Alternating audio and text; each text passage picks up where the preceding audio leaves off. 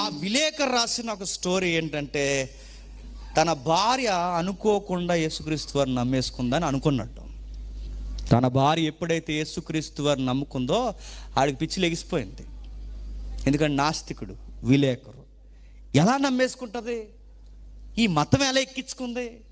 ఈ మతాన్ని నమ్మేసి ఇలాంటి విశ్వాసాలు పాటించి చర్చికి వెళ్ళిపోతుంది, టయానికి ఇంటి దగ్గర ఉండదు, ఇలాంటివన్నీ చేస్తుంది ఏంటని ఫైర్ అయిపోయాడు. ఒకరోజు ఆడికి ఒక వింతైన థాట్ వచ్చింది. ఆడని వదలండి, తర్వాత మారాడు.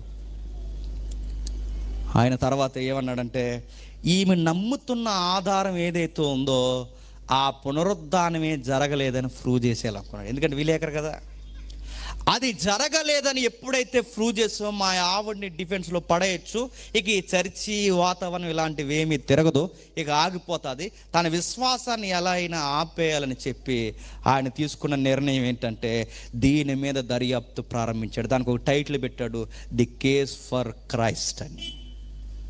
దర్యాప్తు చేశాడు. చేసే కొలుది ఎవిడెన్స్ దొరుకుతున్నాయి. తన ఆవిడ నమ్ముతున్నది అబద్ధమని ప్రూవ్ చేయాలనుకున్నాడు.